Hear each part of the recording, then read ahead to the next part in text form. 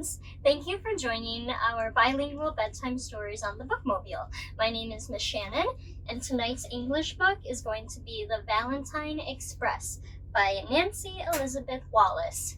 I hope you enjoy! The Valentine Express. On February 14th, Mrs. Bloom asked, "Who is our calendar helper today?" "Me," said Minna. "It's Valentine's Day." She taped a paper heart over the 14. "Let's talk about Valentine's Day," said Mrs. Bloom. "Would anyone like to share?" "Valentine's Day is about love and friendship," said Minna. "And giving each other cards," added Tyrone. "And candy," said Lindsay. "My dad gave my mom flowers," said Vanessa. "It's about saying and doing nice things," said Miguel, "and everybody being everybody's friend." "Yes, it's a day to be extra thoughtful and caring," agreed Mrs. Bloom. "But how did celebrating Valentine's Day begin?" she asked. "Nobody really knows. It may have started in ancient Rome. During a festival held in February, young men picked names from an urn in hopes of finding someone to marry. It may have started with someone named Valentine, who lived long, long ago. There are several stories about Valentine. One story tells how he was kind to children, and that he sent a note to a young friend and signed it "From your Valentine." Or it may have started because in the old days, everyone thought that the birds found their mates on February 14th. It may have started for all these reasons, but one thing we do know for sure. For hundreds of years, sweethearts have been sending each other notes and cards, gifts and flowers. Mrs. Bloom pointed to her heart. The heart and feelings go together. We say things like, "You're my sweetheart. My heart throbs for you." So what shape is a symbol of love? The class knew. "The heart," they shouted. "And I'm sure you know who this is," said Mrs. Bloom. The class shouted, "Cupid!" "Oh no, not more love stuff," groaned Dave. Mrs. Bloom smiled. Long, long ago, people also believed there really was a Cupid. If he shot a magic golden arrow into someone's heart, that person would fall in love. Today, Valentine's Day is celebrated in many countries around the world. In Austria, giving flowers and baking special cookies. In Denmark, they press snowdrops and give them as a gift. In Italy, they have a feast. In England, they sing songs, give fruits, and send unsigned cards. In Japan, they give chocolate candy. And in the United States and Canada, we give candy, flowers, gifts, and we send cards. Someone was at the classroom door. "Come in," called Mrs. Bloom.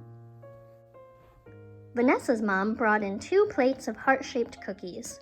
Minna's dad brought in a pitcher of pink lemonade punch. And everyone gave everyone Valentines. After school, Minna and Pip walked home. When they got to their street, Mrs. Wonder was hobbling toward them. "Happy Valentine's Day, Mrs. Wonder," they said. "Oh, is it today? Looks like your bags are filled with Valentines." Minna answered, "I got one from every bunny in my class." "I got one from every bunny in my class, too," said Pip. "Did you get lots, Mrs. Wonder?" "I used to when I was young." "Well, happy Valentine's Day." She went into her house. Minna and Pip kept walking. "I wonder if grown-ups get Valentines," said Minna. "What if Mrs. Wonder didn't get any? I wonder if Madame Doty got one, or Mr. and Mrs. Checker, or Big Stewart," they said together. "Let's make Valentines for them," said Minna. When they got home, they told Dad about their idea. "That's a very thoughtful thing to do," he said. "While you're creating Valentines, I'll be in the kitchen cooking something special for supper and dessert. Don't peek." "We won't." Minna went and got her art box. It was filled with colored paper, a glue stick and markers, scissors and string, wooden craft sticks, tape, and a pencil. Pip got his scissors. "Can you make a Valentine, Pip?" asked Minna. Hearts are hard to cut, Minna. Just do your best." Pip started cutting. Minna did too. She cut out one big paper heart and wrote on it. Then she cut it into puzzle pieces. "A puzzle for Mrs. Wonder," said Minna. She put all the puzzle pieces into a white envelope. "Ooh la la," said Minna. "I have a great idea for Madame Doty." She cut a large triangle, then she cut 2 hearts for wings and cut a blue butterfly body. She pasted the butterfly onto the triangle. Pip held the triangle while Minna taped it to a skinny stick. "Voila, a flag for Madame Doty," said Minna. Mr. and Mrs. Checker loved playing games.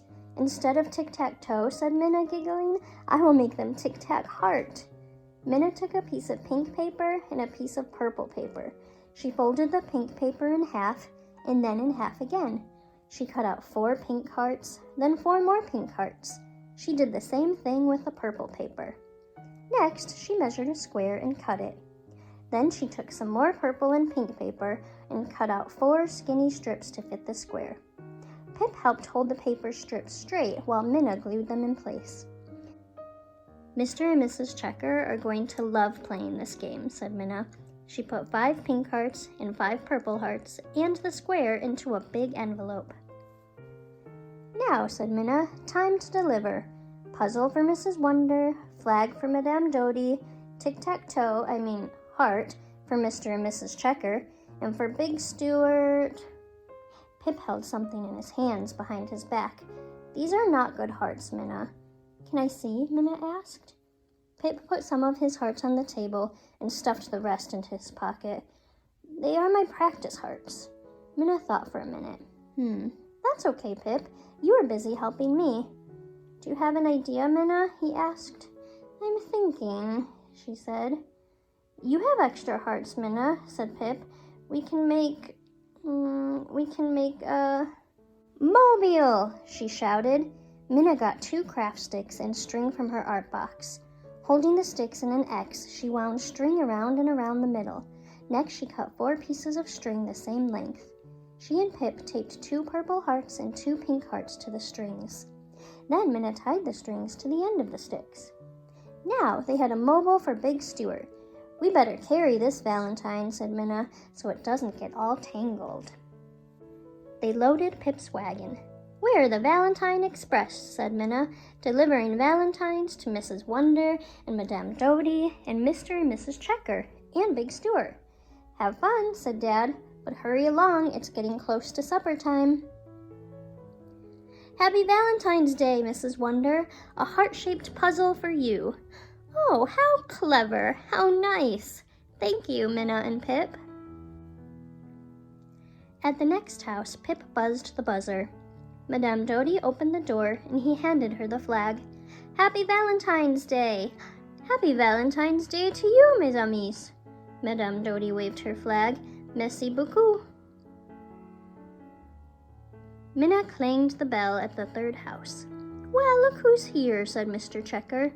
Minna said, "Valentine Express, delivering a game for you." "And a pretty mobile for the missus," said Mr. Checker.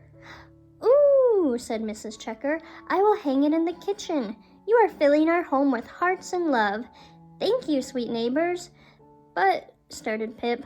Minna grabbed Pip's hand. "But we'd better be going." At the end of the Checker's path, the Valentine Express stopped. Minna sighed. "Mrs. Checker loved our mobile, but now we don't have a Valentine for Big Stewart. What will we do, Minna?" asked Pip. "I'm thinking," said Minna. "Do you have an idea, Minna?" Pip asked. "I'm still thinking," she answered. Then she said, "If only we had your hearts, Pip." "They are in my pocket, Minna," he said. "They are? Good," she said. "Now we need to find a big twig." Pip found one near a tree. He brought it over to Minna. Minna gently pushed Pip's hearts onto the small branches. "Wow," said Pip, "I like it." The Valentine Express was making deliveries again. Ding, ding, dong. "What do we have here?" asked Big Stewart. "Come in, Minna and Pip. What a creative Valentine." Big Stewart put his Valentine in a vase on the mantel. "It's perfect," he said. "It's the art of friendship." Then Minna and Pip and the Valentine Express headed home. Happy Valentine's Day! The end. I hope you guys enjoyed this story and maybe you got some ideas on how to make your own Valentines. Have a good night. Hola amigos y bienvenidos a la hora de cuentos en el Bibliobús. Me llamo Elenid y esta noche vamos a leer Corazón para regalar, escrito por Ole Könnecke. Corazón para regalar, escrito por Ole Könnecke. Corazón para regalar. Matilda ha perdido su corazón, pero Gary ya está de camino. Ninguna montaña es demasiado alta, ningún río demasiado profundo. Nada lo detiene y nadie lo detiene. Gary hace lo que tiene que hacer. No es un camino fácil el que ha elegido, pero es el correcto. Pues Gary sabe que Matilda espera y a Matilda no le gusta esperar. Así que date prisa, Gary. Y Gary se da prisa. Gary, por fin. Matilda recupera su corazón. Y todo está bien. Oh, Gary. Oh, Matilda. Y colorín colorado, este cuento se ha acabado. Gracias y buenas noches.